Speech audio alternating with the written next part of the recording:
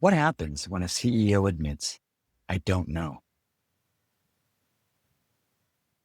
In this show, I invite CEOs into an empathic conversation about a question they don't have an answer to. I wrote about the power of such conversations in my book, Realizing Empathy. Here, I put it into practice with CEOs willing to do something rare. Admit what they don't know and share the process of discovering an answer in real time. I believe what makes great CEOs great isn't that they have all the answers. It's that they have the courage to embark on a journey of discovery when they don't. This show is a glimpse into that process. Welcome to the journey of realizing empathy. Welcome, Qi. Thanks for having me, Slim. So I just want to briefly ask you to introduce yourself. Sure. My name is Qi Cao. I'm one of the founders and CEO of Chargeblast. Excellent. So as you know, this is a slightly different podcast than most people are used to. So in most podcasts, people show up with something they already know and kind of repeat the same thing over and over again. Now, this is a different podcast in the sense that guests are showing up to explore something they don't yet know. I think that to me is much more interesting than somebody showing up with something they already know and just really repeating the same thing over and over again. But that can be uncomfortable for some people, right? Not everybody's willing to do that. So I don't want to take for granted the fact that you're willing to do this thing. So thank you very much, Qi. Yeah, absolutely. I think it's a great premise and it's a really interesting approach to podcasting and really excited to do this. Excellent. All right. So let's see. So what would be the most valuable line of inquiry for us to pursue today? Yeah, I'd say one of my major items that's been on my mind is I'm not really quite sure how to grow into what I perceive to be the CEO role without necessarily losing control over the company and the product quality. So if I were to sort of phrase it as something that you don't know, would it be accurate to say that you don't know how to grow into what you perceive as the CEO role without losing control over the company and product? That's correct. Yep. Excellent. Excellent. All right, let's get into this. So I'm curious, especially for the audience who are listening in, give us a little bit of background on how you arrive at this particular line of inquiry that you're motivated to actually find some answers to. Sure. It's definitely based on how quickly the company has scaled. So between, 2023 to now 2026, it's been 3 years. And we've grown from just me and my two other co-founders to now over 200 people at the company. And with that growth, it wasn't just headcount growth, it was also revenue and client growth. So we now service over 7,000 merchants globally. And it is a lot of responsibility, right? And going from startup to what I now perceive us to be at in a growth stage, a lot of changes have had to be made. And one of the changes that I believe is critical, but I haven't solved yet, and it's been on my mind for months, is my own role and how to go from, being nitty gritty in the weeds, handling all clients to a true CEO that can help pivot the company as needed or help grow the company more strategically. And that will accelerate our growth ultimately, right? But right now I'm kind of still stuck in between that startup and growth stage for my own responsibilities. Were there a specific moment or series of events that you experienced that kind of got you into thinking like, I really need to figure this out? Yeah, I'd say the biggest moment was probably December of 2025. So about 8 months ago, we were growing quickly. 2025 was our year of growth. And at the end of 2025, we started experiencing some significant like product issues that were happening because of our scale. And I was no longer able to do sales. I had to take a step back from that. I was no longer able to work on strategic projects. It was really just hammering out, hey, we need to build out observability tools so that our products don't break and our merchant clients are able to continue trusting in our solution because hopefully we can fix the issues before they rise up to the point where the merchant notices it. And so it was just a lot of like heads down work that has now taken me away from a lot of my strategic projects. And I'm still stuck in that stage. And 8 months later, I'm still stuck in that stage. Oh, that's interesting. So if I were to create a bit of a contrast between the before and after, so you were playing a role into strategy and other sort of higher level things before, but there's something about this product issue that came up that forced you Yep. to move yourself away from that and actually deal with the details, so to speak. And you Yep. haven't been able to get out of that rut, so to speak. Is that true? I have not. That is true. Correct. So what was it? So give us a little bit more detail. What specifically was this issue that got you sucked out of the original role that you were playing, and you still find it very difficult to get out? Yeah, I mean, the fundamental issue was our product wasn't built to scale. And that's in two ways. That was one way was the infrastructure that our platform was built upon was getting slow. Data syncing was breaking across our integrations left and right. There was no good visibility across what was going wrong. So we wouldn't catch it until it was too late. So that's one problem that occurred. The other problem that also came with scale was our account management. Our merchants became more and more complex. We had merchants with 5 different brands. We had merchants with 10 different brands. We had partners with 200 merchants. And servicing them takes a much different approach when it comes to account management and product than servicing a very simple merchant with one brand and one, let's call it Shopify store that needs attention, right? So from a people and a customer success perspective, that was also hard to manage. So that's why we hired so quickly and grew so much in headcount over the past 7 months. So it was those two scale related issues when it came to both product, platform, infrastructure, as well as account management, operations, and SOPs. So what was the thing that you personally had to do to jump in and fix those things? Oh, it was quite a bit. I mean, it was really diving back into account management and working every single account one by one to understand what the issues were. So then I could go and deploy the proper SOPs and basically upskill our account managers from where they were before to where they are now, right? What do you mean? What do you mean Um, upscale them? yeah, I mean, payments is complicated, and there's a lot of questions that come with chargebacks and how to manage chargebacks and risk and things of that nature that our original like account management team didn't have answers to. So training them not only on how, payments works, but how to address those core questions that our clients had that went above and beyond their original roles and responsibilities. And And also these the are product these change are too.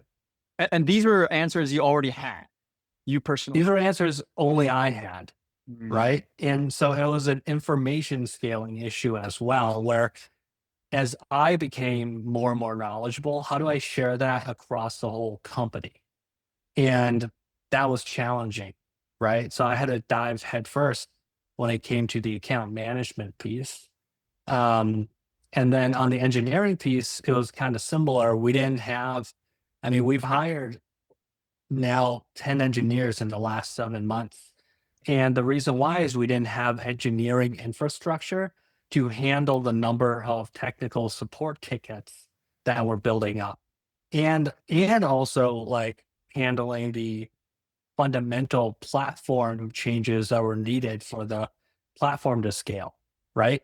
So really helping build out that infrastructure alongside my CTO was really critical in terms of where we are now. It's gotten much better, thankfully, but it was really painful in December, January, February.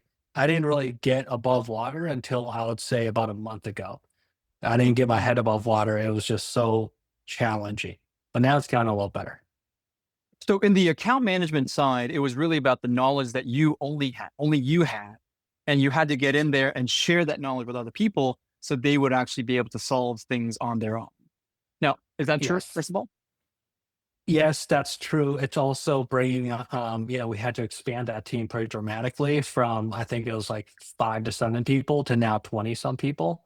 And there's a lot of newcomers, right? And getting newcomers up to speed is time consuming and challenging as well. Got it. Now, in the product side, are you, it's like, so were you actually coding or like, what was your role in actually being able to fix that? My role was more organizational. Oh, So our engineers were deployed in a manner where they would address point issues whenever they came up. They didn't really have business context. So my job was to provide them business context so they could level up and think more critically about problems that then they can solve at a core level rather than just deploy ah, small fixes, right? I believe when it comes to everyone across the company, having good business context is critical to doing the best work they can. And the engineers, unfortunately, didn't have that at the time. got it. So were you actually witnessing them fixing kind of symptoms and not really fixing the root cause? Exactly. Exactly. So that's what resulted in these issues popping up over and over and over again.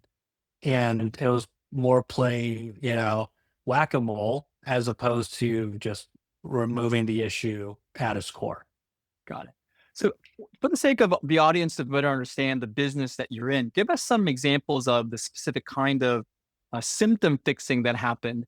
And then, what were some of the ways in which those symptom fixes really became a more sort of core issue when you shed some business context to them? Sure. So I would say um, let's call it the data sync issue, right? So we sync, you know, hundreds of millions of transactions every month for our tool to work. And Step that's, back for a second and give us a little bit of background on what your business is as yeah. well. Oh, sure. Absolutely. So what Chargeblast does is we help prevent and fight chargebacks on behalf of our merchants. So a lot of our merchants face a lot of friendly fraud. And if their chargeback rates get too high, well, they could lose their payment processor, which is really detrimental to their business. You can't accept money. Can't accept money, you have a business, right? So what we do is we send these pre-chargeback notifications because we partner with Visa and MasterCard. And if the merchants are able to find the transaction that the notification is associated with, refund the transaction, and then resolve this notification, they avoid that chargeback from ever reaching their payment processor. So we have to do a lot of automated matching when it comes to the alert to the transaction. That's why we need to sync all the transaction data from our 7,000 plus merchants so that our solution can work in an automated and seamless manner. Great. All right. Let's get into the details of the data sync that you were mentioning before. Sure. So, with that background, if we're not syncing data properly, we're not able to match these alerts to the transactions properly, right? And these data syncs would happen because our backend would get overloaded and we would have to fix, let's call it a Stripe integration here. We would have to fix a Braintree integration there. The fundamental issue, though, is our, infrastructure isn't structured, and I'm not a technical guy, but our infrastructure wasn't built to handle so much transaction data, and we were overriding, our database unnecessarily, causing delays in data syncing and basically just how efficient everything was running. And now we've actually built out some fixes that resolve. I haven't had this issue for the last week, right? But this issue has been going on since December 2025. Mm. So you see, it took a long time for us to get there because we needed the right people to join the team. We needed the business contacts to be shared with the engineers. Um, there was a lot that needed to be done, but we're finally, hopefully, fingers crossed, over that hump. So the symptom that you witnessed was the sort of data is not syncing and then them being somehow corrupted and the Yeah. match is not happening. Is that what was that the Yeah, symptom? exactly. And then the Band-Aid solutions where we fix one integration at a time. But now we've made Mm. some key infrastructure changes where it took longer to do than just the Band-Aid solutions, but now the problems aren't arising anymore, right? So it was always a challenge of, do we fix this one integration for a merchant ASAP because they need it, otherwise their processing account may be damaged, or do we take the time to fix the fundamental root issue? So it was really a trade-off that we kept on pushing off the root issue solution and just doing these Band-Aid fixes. And if I were to try and understand it a little bit from the customer's perspective, it would have been important for you to fix this because while you're not fixing it, they may be getting chargebacks all the Yes, way sent exactly. to the payment processor. That they were hoping to be prevented. Got Exactly. it. Yeah. Got it. Okay, got it. All right. So based on the two kind of dimensions of the things that you mentioned about the particular product symptoms that you had to fix or the account management stuff, it sounds as if that if that problem was solved, other problems may not occur. But I'm guessing there's a pattern going on that makes it, from your perspective, kind of predict that, oh, this is not just a one-off thing. More and more other account management stuff will happen, and also more and more product issues will occur. Give us a little bit of Exactly. background on like what did you have to witness before you thought this is not a one-off issue? This is going to be an ongoing issue. Oh, I mean, it was pretty obvious to me because I would spend all my days talking to clients and fixing their problems Mm. and, flagging it to the engineering team, right? So it I would mean, be were they nonstop. contacting you or like giving you a Yeah, phone they call or were something? it was contacting me. We do a lot of our account management on Slack. So they would ping me on Slack. We do a lot of Slack Connect account management, which is fantastic. They have 24/7 access to me. But the downside is they have 24/7 access to me, right? So I'm brought into a lot of these high severity issues Mm. where then I have to go and chase down the right people to ham them on fixing it so that I can move on to the next issue. Right. It was just nonstop. That's how I knew it was a fundamental problem.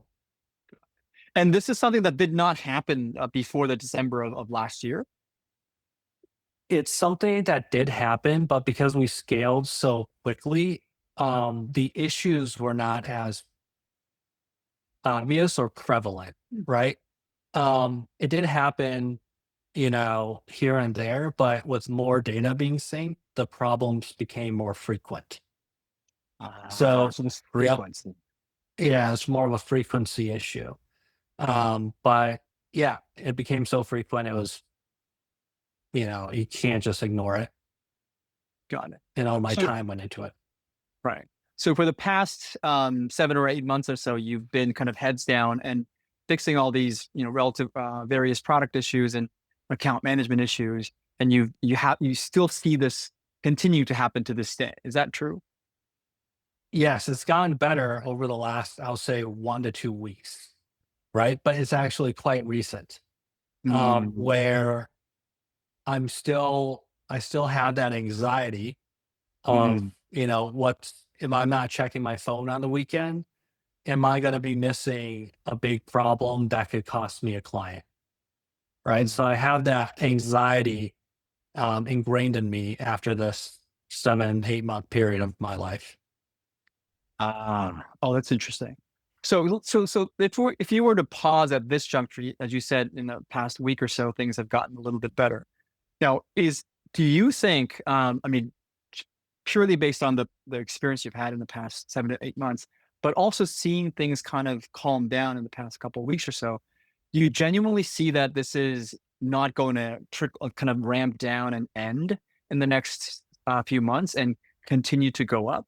Or do you have hope that, like, if I just kind of tie some loose ends here and there for the next couple of Mhm. months, it will be done?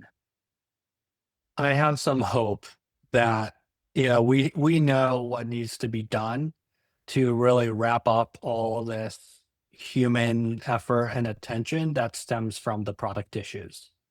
Hmm. So we know what's remaining that needs to be done. And I have hope that once we get to that point, it can really become the self-serve product that it was meant to be, that we set out to build, as opposed to such hands-on account management and support requirements. Okay. Then it almost sounds like, next in the next few months, this problem will kind of naturally solve itself. Is that true?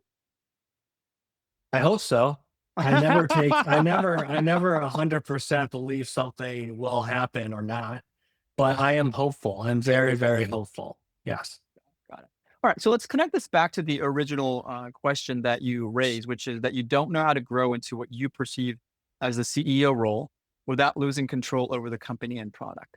So if you say like you hope that in the next few months things will kind of calm down and kind of solve itself and provide you with a kind of an infrastructure and a platform upon which things will hopefully be more stable and not break as much.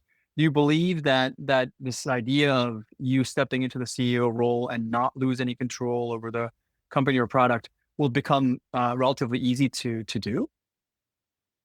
Now, the thing is, the product and account management issues that have been on my mind and my main focus for the past 7 to 8 months, even though that's going to become resolved, there's other issues that have, developed, right? Mm, Whether that be our sales operations and our sales motion, or our finance strategy or operations, right?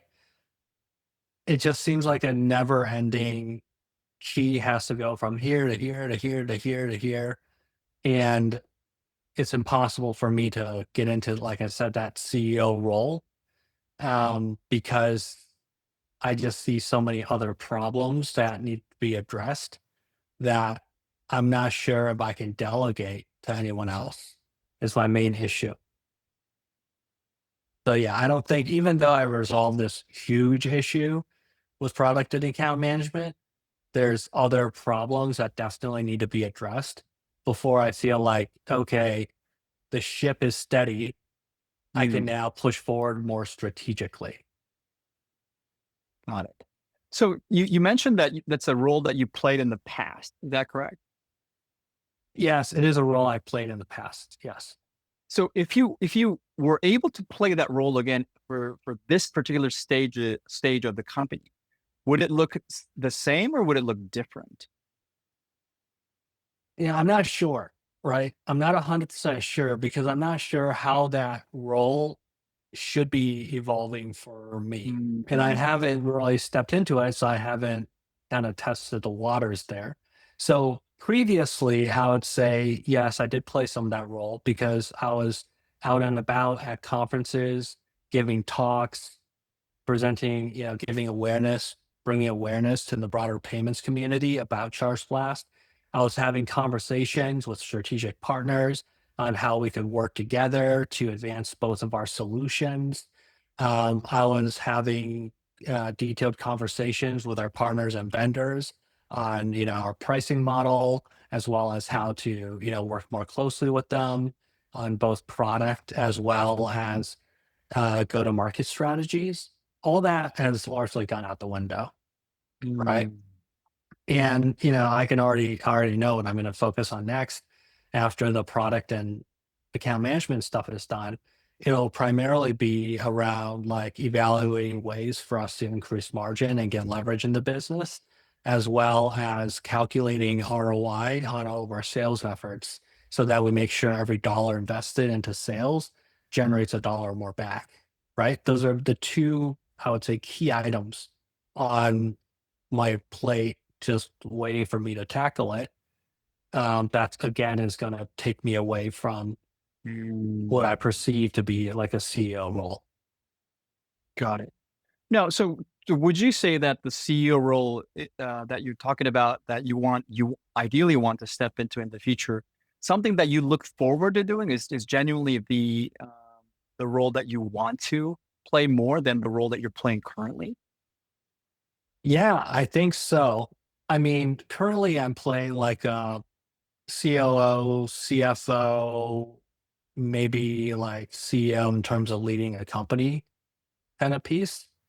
But I think what's more interesting is really being able to have the proper conversations with the right partners in the ecosystem and building out a vision for the company that spans beyond just 6 months. Right now, I cannot Mm, look beyond 6 months, right? Whenever people tell me like, or ask me, hey, what's in store for Chargeblast in 5 years? Oh, don't ask me. I have no clue.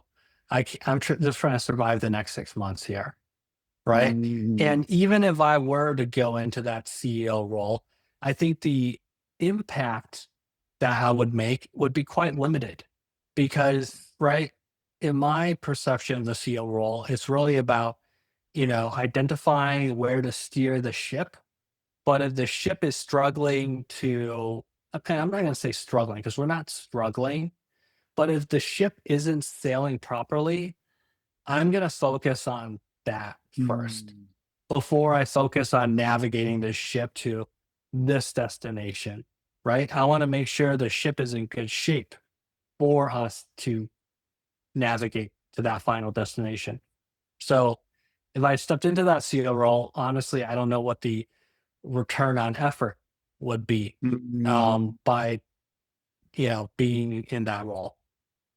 So it's not necessarily that you want to jump into that role. It's that even if you did, you don't think the company's ready for it. Is that true? No, I don't think the company is ready for it Ah. because whatever I bring back, it would be irrelevant because everyone would be so focused on patching up the ship.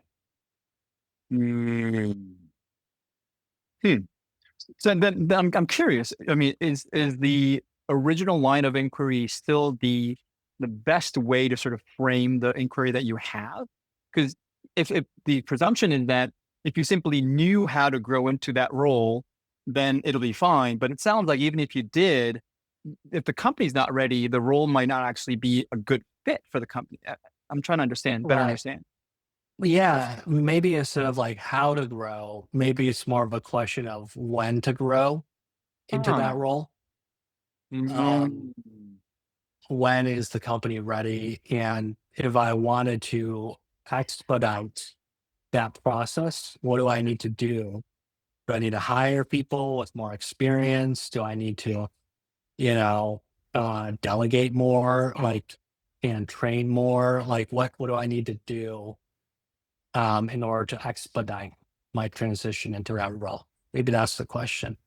Interesting, interesting. Because I mean, one of the presumptions that people could have when you start with that line of inquiry is like, oh, maybe Chi doesn't yet know what that role is. But from Mm, the conversation I'm having with you, it sounds like you've already done the role.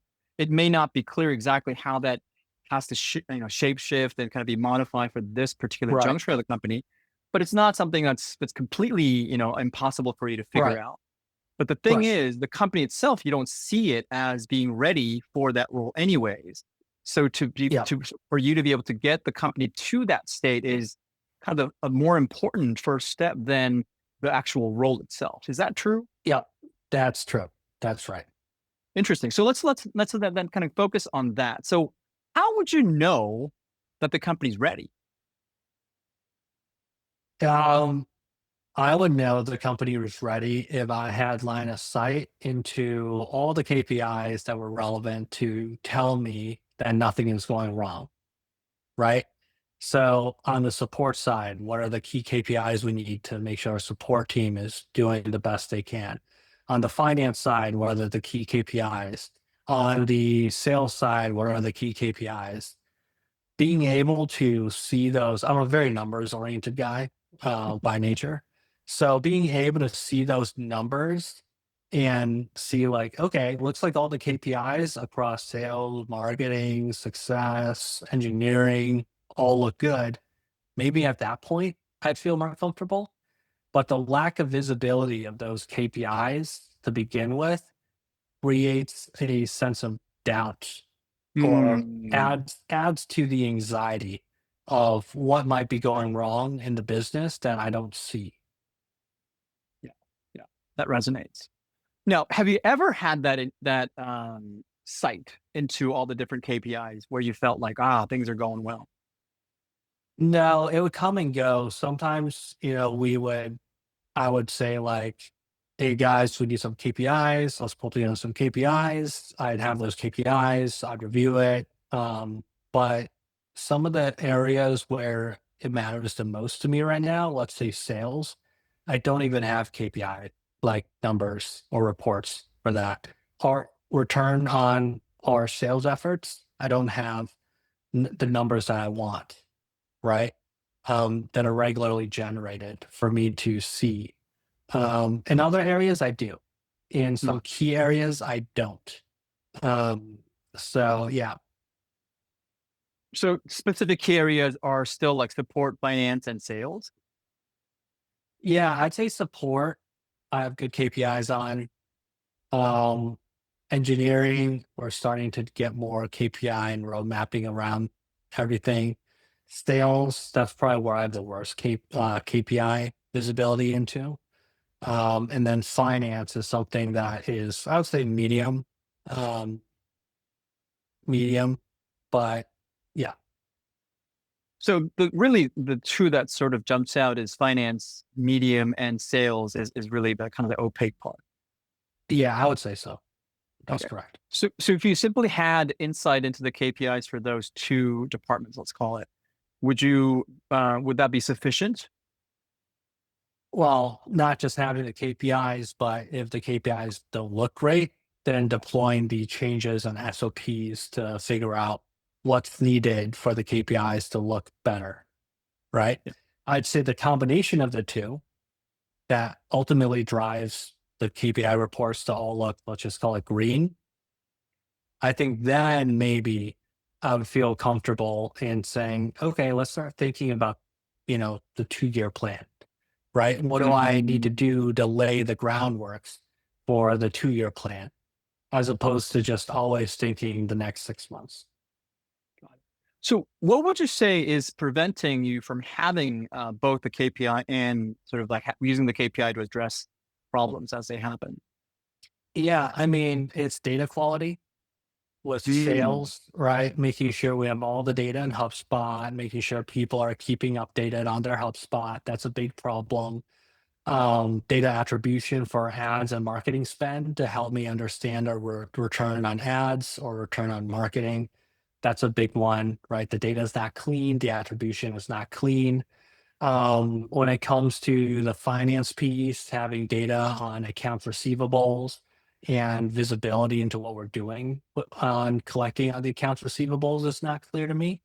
So it's really a data quality problem. And ultimately, the data is generated by humans to a large extent. We're trying to automate a lot of it, but especially for sales, it's generated by humans. You have to have people updating their HubSpot so you know what the pipeline looks like. So you know what the estimated close dates look like. So you know what the probability of close looks like, right? And if the data is not there, then you can't have the KPI reports, Yeah. right? Then what's preventing these humans from actually being able to log these data and improve their quality? I mean, it's really just it's a good question. It's really just being diligent about doing their everyday work. And if I'm focused right now on the account management and on the engineering and product pieces, it's hard for me to give time to really hound the sales team to make sure that they are doing their jobs correctly. And of course, as adults, we shouldn't need to be told how to do X, Y, and Z things. But it is just a way of human nature that some people are more attention oriented, detail oriented. When it comes to sales team, it's a lot of go, go, go, find deal, close deal, not necessarily tracking everything. Right. So that's kind of the issue I'm facing there. So would you frame the problem as some people are not as diligent as others? 100% yes. Got it. Okay. So then I'm curious. So what would you say is at stake? Like, for example, if people continue to not be diligent, not everybody's diligent enough to kind of keep these data at a certain level of quality, so to speak. It's just sustains. What is at stake? Like, what's the worst thing that can happen for the company? Well, the worst thing that can happen for a company is we blow a lot of money on sales efforts and there's no return on it. We're fully bootstrapped, right? It's not like we have hundreds of millions of dollars in fundraising from VCs. We're bootstrapped. We have our own cash reserves that are simply based on our profits. So I really care that every dollar that goes into an effort generates more than a dollar back. And if we're going to a bunch of conferences that are very expensive, if we're hosting a bunch of events that are very expensive, but we're not posting a return on those Hmm. conferences and events, well, we're going to lose money on those efforts. And it's not a small sum of money. So what would you say is the kind of the timeline? Like, I mean, is the threat imminent? Like in terms of like if we simply just go blind and not worry about these things, all of a sudden could we go bankrupt, or is it a little bit more time horizon? Like, give me a little bit of No, an there's idea. definitely time horizon. And that's why I'm not like, if that was a core issue and concern, that's what my focus would be on, Right. right? We are able, like, we've built a very strong business and we've built strong cash reserves. And it's not like we're burning through cash. It's actually quite the opposite. It's we are building our cash reserves, right? So my concern is not we go out of business. My concern is we don't have any um we don't have any what's a good word for that? It's diligence. Can't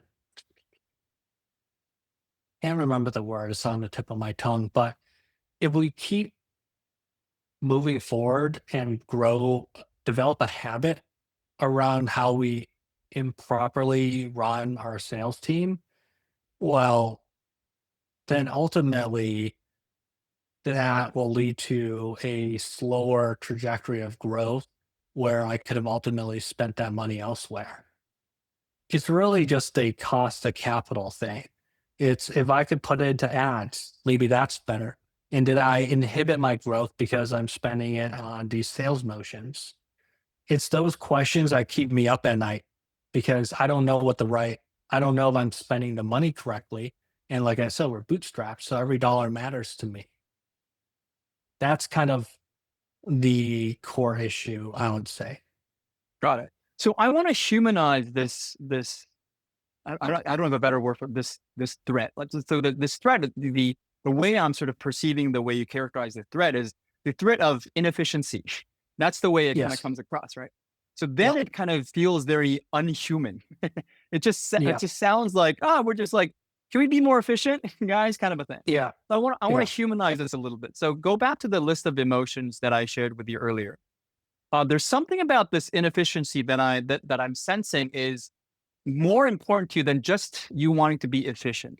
So thinking about this lack of efficiency, can you identify all the unpleasant emotions that you're experiencing related to that?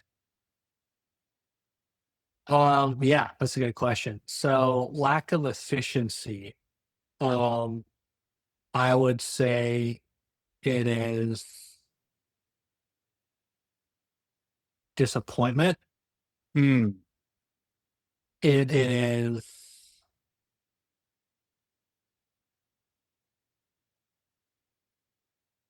ambiguity.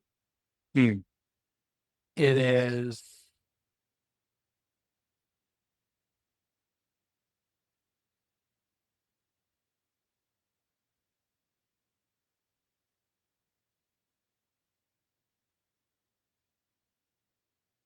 exasperation. Hmm. And if I had to say one more that I don't find on this list Hmm. is, don't know the right word is for is disrespect. Oh. Oh, wow. Okay. Yeah. Disappointment, ambiguity, exasperation, disrespect. That's a very strong one, disrespect. So Tell me a little Yeah. bit more about the thoughts that are underlying these emotions like disappointment, ambiguity, exasperation, and disrespect. Yeah. I mean, a lot of the feelings that I have is because this is not the first time I've brought up this issue. And the lack of action around it is very frustrating, right? And it's also like a lot of people put a lot of effort into generating cash and capital. I mean, Chargeblast, we built Chargeblast without any fundraising because we want it to benefit not only, obviously it's the founder's dreams to build a company, but we want to help all of our employees reach their goals, personally, financially, and career-wise. So that emphasis on the financially matters a lot to me because I want all of our employees to be paid incredibly well, right? And we all work so hard to generate cash and to generate, profits that we could distribute across the organization. And it is the area of disrespect comes in is when there is, um, you know, spending that is not careful, that is not thoughtful, and just ignoring the fact that, yeah, we didn't get anything out of this conference. Why did we not get anything out of this conference? Right? We spent $10,000 on this conference. That could have gone to, you know, a bunch of people at the company. Why did it go to a Mm, conference where we didn't generate any return on? Right? Why do we keep making that mistake over and over again? mm, It's not like we have infinite cash just because we're doing very well. It doesn't mean we have the right just to blow it on traveling, on expenses, on conferences if it's not generating any return. mm, mm, So yeah, you can probably sense my frustration, but it's something that has been with me for a long time. And I keep getting pulled away from it. I try to, make some changes and I get pulled away into something else. And I always go back to it, try and make some changes and get pulled away into something else. We're pulled And away from what? pulled away from, deploying some of these ROI calculations Ah, and the KPIs, right? And cleaning up the data. It takes a long time to clean up the data. right. And I get pulled away into account management, or I get pulled away into finance, or I get pulled away to engineering, right? And then that project stops and no one else is there to push it forward. Mm, I mean, yeah, people may not see it as a problem because they don't see the company struggling, but that's regardless of the fact. If we lose discipline, it's called discipline. That's the word that I mm, was looking for. If we lose discipline in how we allocate our capital, well, if that, spreads from one department to another department to another department, then it's game over. Chargeblast was built on disciplined capital allocation. That's why we were able to bootstrap ourselves. My co-founder and I, we only put in, this was before Chargeblast, but it's part of the same like growth, like companies that we developed. We only put in $100,000 to get to where we are now. mm, And that is all based on numbers. That is all based on disciplined capital allocation. And if we lose that discipline and then we lose the culture of discipline, then I don't know what's going to happen. Then it's bad. Right now, it's isolated to the sales team. What if it goes to the marketing team with ads? Then it can get really bad. What if it goes to the support team where we overhire, right? And then our operating expenses go up and we lose our operating leverage and our margins go down. Then it's bad, right? It's really important to have discipline. mm. I guess that's kind of the root of it.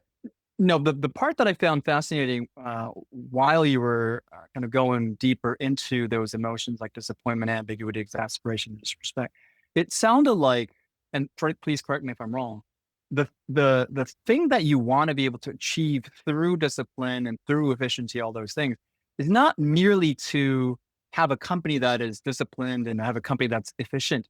It's to make sure that there is a clear connection between how efficient the company is and how the employees are compensated. Is that true? Yeah, that's absolutely true. And you look at our employees, they're probably some of the most well compensated employees anywhere. And ultimately, like I said, yeah, I mean, our employees are paid very well. And I don't want to have to add on headcount because that's more mouths to feed. I want to have a team, let's call it a family of people at my company that all work hard, but are really well compensated for their hard work. I mean, that to me is beautiful.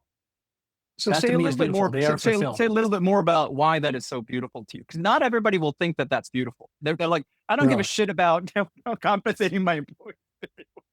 I mean, it's beautiful because everyone works hard towards one goal, which is to make the company grow efficiently.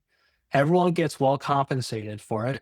Everyone is reaching new heights and goals in their career, in their personal life, in their financial success. And we're all part of this. uh, We all have the same goal at the end of which the is day. And we which is all respect, which is just growing Chargeblast so it continues to become bigger and more profitable. Right. And then everyone benefits from it. And we can all celebrate in our success together.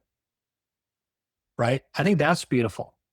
And, everyone giving, like, yeah, I don't want people working at the company if they don't care. I want them to care.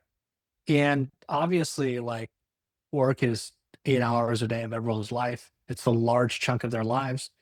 It has to be fulfilling, but it also has to help them accomplish other things outside of their job, right? Like we have people buying homes for the first time. We have people moving out of their families' homes for the first time. We have people moving from one country to another, right? We have people who have accomplished things that they never thought they would be able to accomplish. That is awesome. But that is only feasible if we all respect this organism or machine that has been built, right? And we respect it in terms of how we're allocating the human capital, but also the actual cash capital so that it grows efficiently and we can all continue to benefit from it.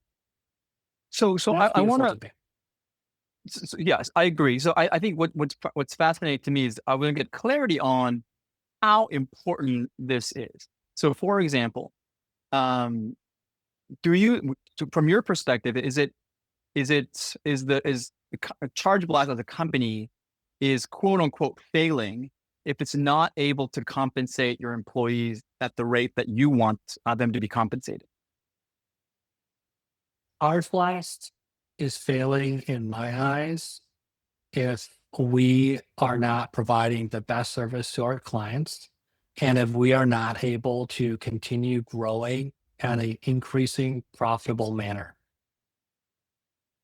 It's not like my definition of failing is probably a lot different than a lot of people's definition of failing when it comes to founding a company. My definition of failing is if we're not doing our best jobs. It's not that we go out of business, Mm. right? That's if we're not doing our best jobs, then there's work to be done, right? I'm not going to sit back and chill and, like, oh, Chargeblast is doing great. We're growing at this pace and, we might not be as profitable as we want it to be. And that's fine. What's the point in that? I can already be there, right? There's no more point in life if that's the goal. So let's make this very tangible. So how would you differentiate between growing but not doing the best job you can, and growing and doing the best job? How do I differentiate that? Like, how would you notice the difference? If, like, again, if all the KPIs look good, But you don't have the KPIs yet, right? No, I don't have the KPIs. I got to develop the KPIs. So in some ways, is it the ambiguity around like not like, for example, you don't even know whether we are doing the best we can at the moment. Is that part You of can, the ambiguity? yeah, yes, but you can also do Mm, back of the envelope math to know that we're sure. not doing well at the moment. Because I can do some quick, picks at different conferences where we went to and spent dollars on that we've got zero merchants from, right? I could do a quick look. I don't Sure, have the sure, actual sure, sure, numbers, sure, sure, sure, but I know sure. it's not good, right? I Yeah. don't need to, I could do some back of the envelope math to get to a conclusion. Yes. All right. So there's something about this doing the best that is a little bit less tangible than what you mentioned earlier, which is you want to make sure that your employees are compensated to a certain degree. So was there what's the reason for using the doing the best as a way to kind of gauge that, as opposed to using are the employees compensated at the level that I want them to be compensated? They are compensated to the level I want them to be compensated at. I want them to be Already. compensated even more, right? Mm. And if we don't do our best, I can't do that.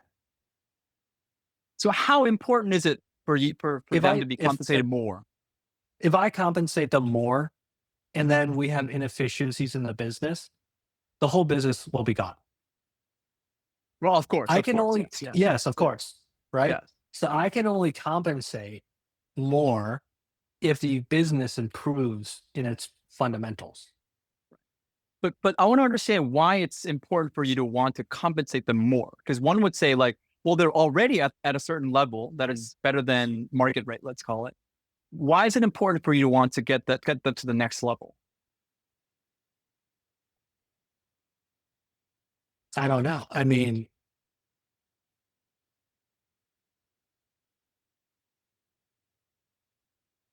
what's the point of money?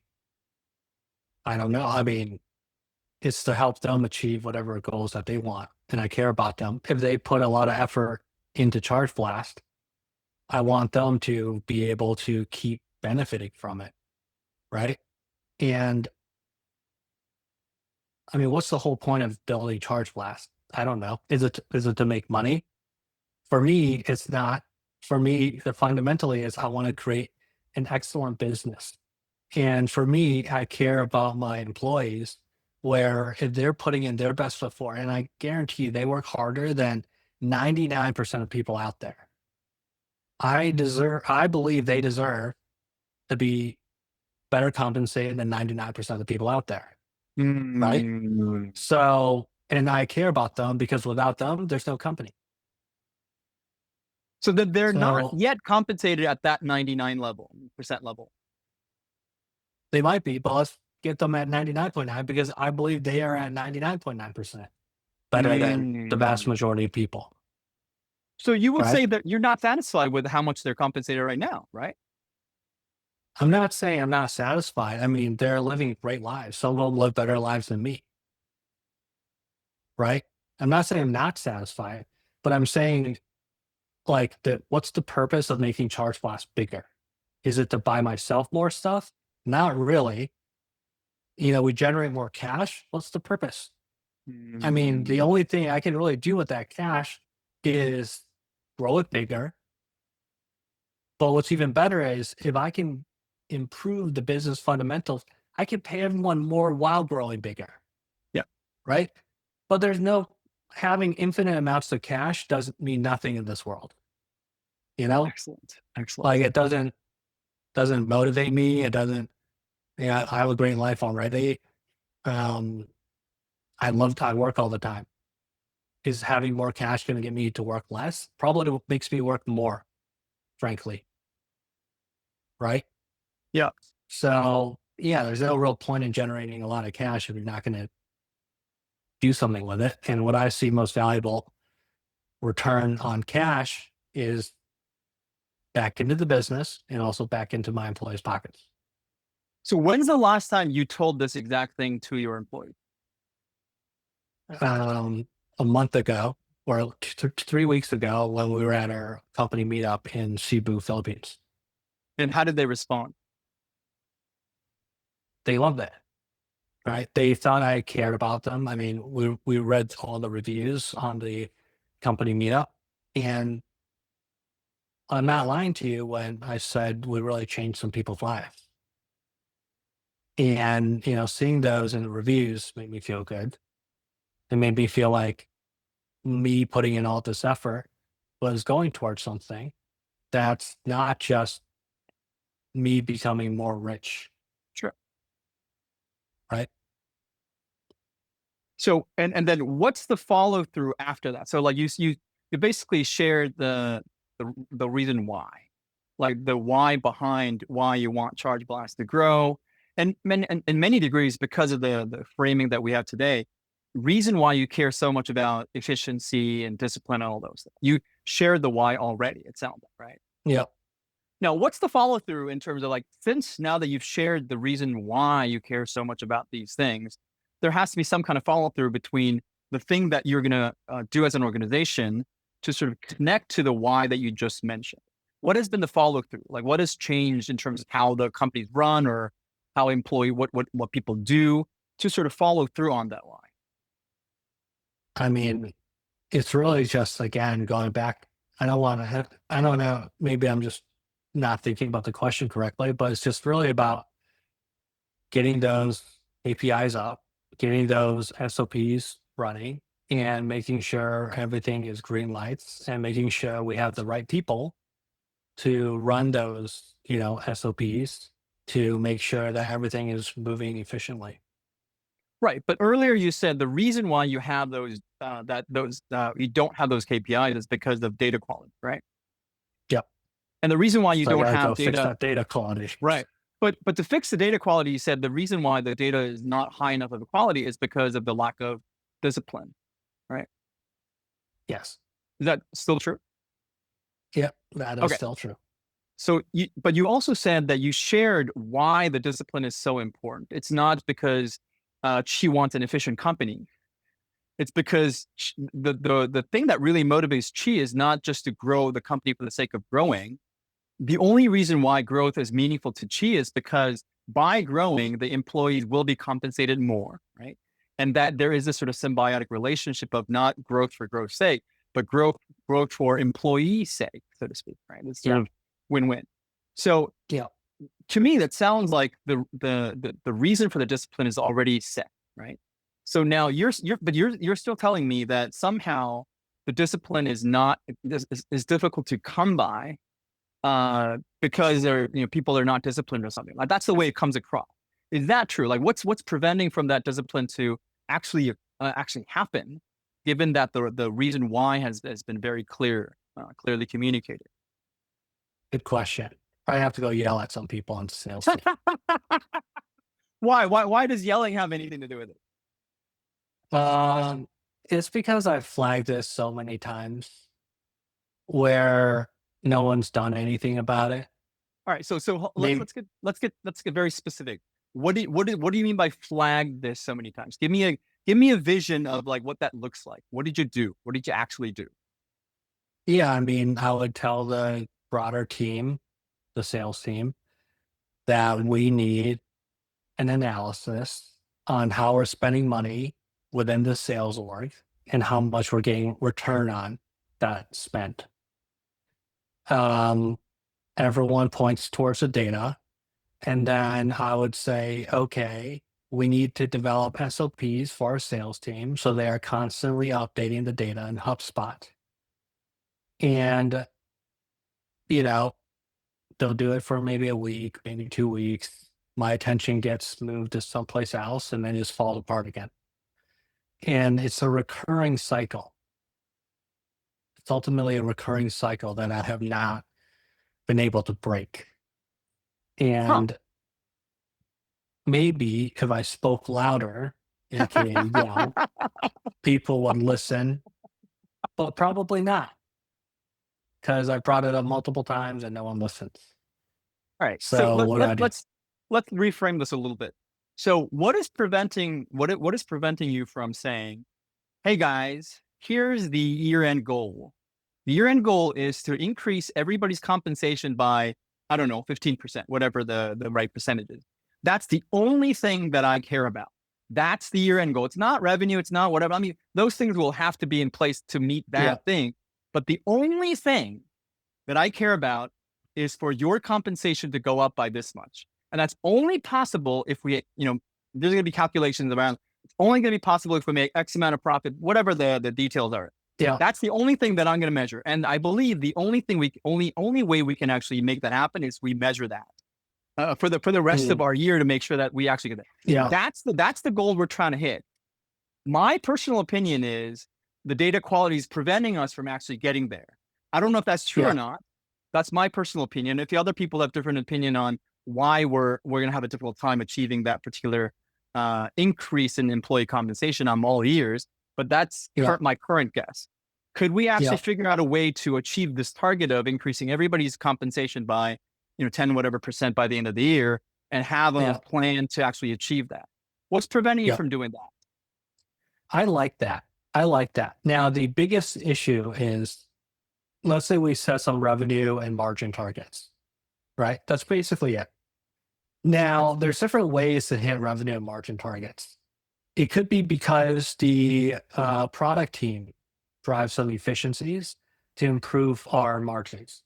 It could be that, our success team does some really good upselling to improve our revenue and margins.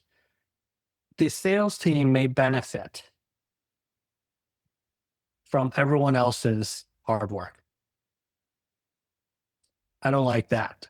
So if I were to do that, I would make sure I would want to know exactly the contribution from the sales team. And I'm doing some of that right now, and we'll see how it goes. But I am one that likes the truth.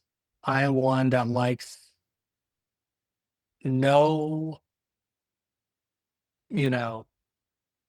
spinning of stories. It's like, oh, this happened because of this reason, that reason. No, it's just tell it to me straight, because I will be able to see it. I promise you, I'll be able to see it, the truth. And I'm not a big fan of other people benefiting from other people's work. It's like you're doing through a project and everyone else puts in the work except one person, and that one person gets freeloading, good grade. Freeloading. Not a big fan of that. I like hard work. I like people being compensated for their hard work. That's what I like. And yes, I think your idea is a very good one. And it's something we need to think about implementing at some point.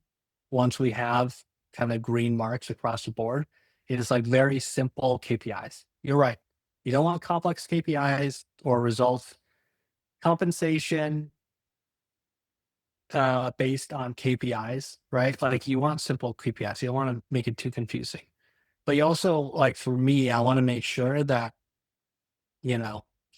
attribution for people's efforts are correct. Right. So it's not just a flat value across the board. It's sort of varied by your effort. Sales specific. Yeah. Yes. Yeah. So I want to pause here. Right. So I want to pause here for a second. So with in the back of your mind, with the idea that there is a way to sort of get the entire company to rally around a particularly simple goal.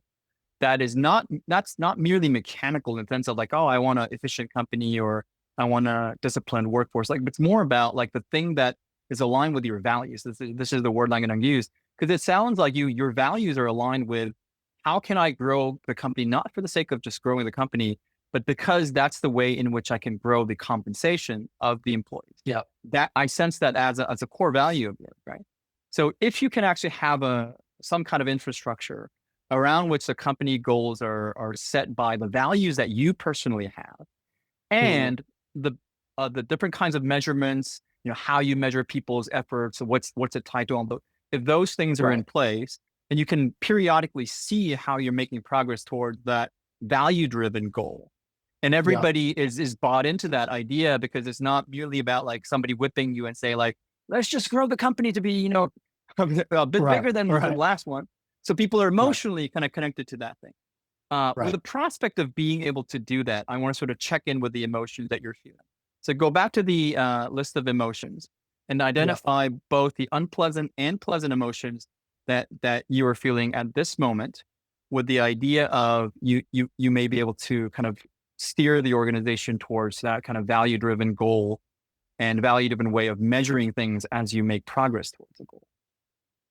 Yeah, I would say definitely much more pleasant emotions right now. What And are those emotions? the words would be hope. Hmm. The words would be um, inspiration. Hmm. It would be gratitude. It would be um, stability. And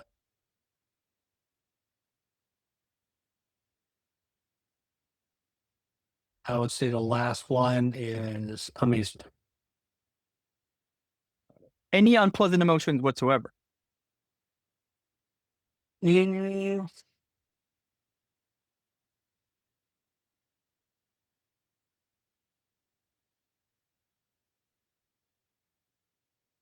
Yeah, it's interesting. At this moment in time, I don't feel any unpleasant emotions. Oh, fascinating. Excellent. All right. Yeah. So hope, inspiration, gratitude, stability, and amusement. Anything I'm missing? Mhm. What thoughts are giving rise to those emotions? Yeah, the general thought of, having something in place that is a guiding light, I guess, where we can always rely and fall back on those targets, and everyone being on board, and everyone having an idea of what they need to do to make the company as a whole succeed. And it's not necessarily just for themselves, but it's for each other, Mm. right? Sounds like a Mm. communist society, honestly, but Well, if you say it like that. But so say a little bit more about so hope, inspiration, gratitude, stability, amusement. Did those thoughts cover all those emotions, or are there other thoughts? oh, sorry, can you repeat that? I had a phone call come in and then it moved my thing. Got it. All right. So here's the list of emotions. I'm going to paste it in chat box. Were there other thoughts that give rise to these emotions that you haven't mentioned yet? Besides there being a guiding light, people being on board, and everybody having an idea how to make the company succeed, and it's not just for themselves, but also for each other. I guess for myself, it's that stability and hope that gives me a sense of calm, Mm. because that's ultimately where the anxiety arises from. It's from the ambiguity or the lack of understanding of how the company is currently at and how Mm. everyone should be working towards. Mm. That's where the anxiety arises from me on a day-to-day basis, is I'm trying to build that clarity. Mm. Um, but yeah, if everyone was working very hard towards that one goal, that's the ultimate dream. Don't know if it's possible, I'll say, but that's the ultimate goal. Yes. When you say it might not be possible, in what sense it may not be possible? I find that as I overcome one problem, every problem comes. Of course, of course. So I'm a very realist person. So it is just the way I view the world. Yeah, yeah. Just to keep your life more interesting, it just works out that way, right? Yeah. So, all right. So I want to go back to the second framing of the question that we laid out. Originally, we framed the line of inquiry as, I don't know how to grow into what I perceive as the CEO role without losing control over the company and product. And then we subsequently reframed it as, I don't know when to grow into what I perceive as the CEO role without losing control over the company and product. If you were to reframe it again, having this sort of context that we've built thus far, is there any way in which you wish to reframe the question? I would say, through this conversation, we found like a bridge from where I am now to how to get to the CEO role. We found some solutions. Now the question is when, again, right? How long is it going to take to cross that bridge? I'm not 100% sure. But I guess that's kind of the journey. If you knew the answers to everything, it would be kind of boring. Maybe in 6 months, I'll be able to cross that bridge. Maybe not. Maybe there will be new obstacles for me to overcome. But ultimately, yes, I think through our conversation, there's been a lot more clarity around what needs to be done to at least, build the foundation for that bridge to cross. So in your own words, what has become clear? Like, what is the thing that is now clear to you that has to be done? I think what's become clear is really developing that guiding principle or a guiding target for the broader organization that we can all work towards. And that's also part of being a CEO, I guess, is being that guide. Mm. And that's something I haven't been doing because I've been doing engineering, account management, and then I'm going to move on to finance and then probably move on to sales. But being that guide for everyone, yeah, that's part of being a CEO. And developing that will ultimately be a nice little transition to the other parts of being a CEO that I discussed earlier. That's beautiful in the way you just framed it, because in some ways it kind of integrates the original question of the CEO role, and there's a little bit of a gap that existed in the previous incarnation of the CEO role as you just working on the strategy and those kind of things. But there's a human side of this, which from this conversation, at least I get the sense that like you are waist deep into as a person. Like it seems to emanate from every little thing that you talk about. It's so natural to you. You care very deeply about it.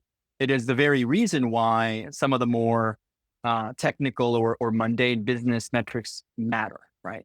Because there are people out there who are literally just out for the metrics, right? And there's some, they're going to be compensated personally for those kind of growth or something like that. You're not one of those people. That's the sense I'm getting. So this is far more important to you than for some other people. But for some reason that was absent in the early stages of our conversation when you were talking about the CEO role. So say a little bit more about what do you think made this core piece of you personally as a person, and also in being able to kind of cross the bridge absent from the earlier conversation. Yeah, I mean,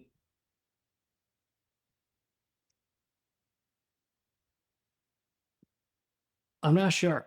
I'm not sure. I'm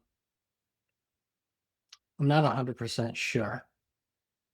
I think perhaps it's because I was thinking about the CEO role as a more like responsibilities perspective, like the things I need to do rather than the person I need to encompass. Right? It's more like this is a list of things I need to do versus this is who I need to represent and who the company needs to see. Right? Maybe that's why. And ironically, that person is just you. Yes. Right? It's still me in I a different incarnation. It's a different right. form. And in some ways it's the beautiful side that for some reason hasn't shown, and at least in the earlier conversation, for wasn't front and center. But once again, the impression I get is this is such a big part of who you are. That's the sense I'm getting. I mean, I don't know you well enough to Yeah. conclude that, but that's the sense I'm getting is this is a very, very important part of you. This is the core of one of the whys that drive you to want to grow the company. So I'm curious, was there anything that prevented you in the past of kind of owning that part of you as this is who I am, and therefore this is what a CEO looks and sounds like? It's just the day-to-day distractions. It's the Mm, day-to-day, demands from the clients, the yeah. issues. Right. I'm just getting my head above water. And I feel like now I'm just starting to think about it a little bit more. But the last 7, 8 months have been brutal, you Yeah. know? Yeah. And in some ways, maybe you're returning to your roots, or that you've been yearning to return to your roots, not merely in the sense of like, hey, I want to get to work on strategy again, but there may be more emotional and kind of, dare I say, spiritual part of you that you had to kind of park because you Yeah. just had to be heads down and figure out and solve these problems. Does that resonate? Right. Yeah. I would say so. I would say that's correct. Excellent. All right. So if you were to travel back in time, an hour and a half before our conversation began, and you met Qi from 90 minutes ago, and Qi was still wrestling with this original question of like, I don't know how to grow into what I perceive as the CEO role without losing control over the company and product. What would you say to him? It's very interesting. I think what I would say is take a step back Mm, and get out of the nitty gritty because you've been in the nitty gritty for 7, 8 months. You're probably still thinking in terms of the nitty gritty mm, and look at it from a broader perspective in the culture that you've built so far and try and figure out how to take that culture and make it into more of a company objective that mm, everyone can work mm. towards. Succinctly put. Succinctly put. That is beautiful. All right, so we're gonna start wrapping up, and I'm gonna say goodbye, but don't actually leave. Okay. Sounds good. um, all right, so there's something quite beautiful and human about that way that you just framed it, which I think is kind of also goes against the zeitgeist of if you read, not necessarily when you read, but if you sort of conjure up images of this sort of strict CEO who has Yeah. numbers in front of them and make sure the numbers are right and all those things. And even the wording that we used previously about KPIs and all those things. Yeah. There's something about this, there's a kind of a coldness to it, right? Yeah. But the feeling I get is you're pouring blood Yeah. into that, so to speak. Not because, not for artificial reasons, but because you value those things. You Yeah. believe those things are important, and those things are the very reason why you're driven to do the work that you do and continue to grow the company. So in some Yeah. ways, I feel like it's becoming more whole Right. in the way you're looking at this problem instead of just kind of myopically focusing on, hey, how can I get the KPIs and how can I make sure that these Right. problems are solved, kind of a thing. Does that Right. resonate? Yeah. I'd say so. Yes. What would you say to other CEOs who may be wrestling with something similar? What are some ways in which they can step back and kind of really reevaluate their situation? Um, I mean, obviously, I'm still in the process of doing that myself, but I guess taking this time to talk, Mm, right? Because, being a CEO, it is kind of a lonely space to be. And when you're working, most people are just requesting things of you, whether it being your employees or your clients. There's no one really asking, hey, how's it going? Mm. Let's, chat a little bit about, your thoughts, your struggles. Um, so I'd say like taking some time to talk kind of like this is always helpful. Appreciate the advice. Appreciate it. Thank you very, very much, Chi. Once again, I really appreciate you showing up and starting off this conversation with something that you genuinely do not yet know, and kind of following through this line of inquiry with that, because neither of us knew exactly how the conversation was going to unfold. And from Right. my perspective, I think that's why this is interesting, is two people just, having an honest conversation about things, not, worried about censoring ourselves or whatnot, but really with a genuine sense of wonder and curiosity, kind of dive into it and see what emerges out of it. But once again, it might not be the most comfortable thing in the world. So I really appreciate your willingness to show up and kind of engage in this line of inquiry. Thank you very much, Chi. Yeah. Thank you, Slim, for giving me this opportunity to kind of open up and to think deeply. Appreciate it. Excellent. Have a good day. Bye bye. All right. Bye bye.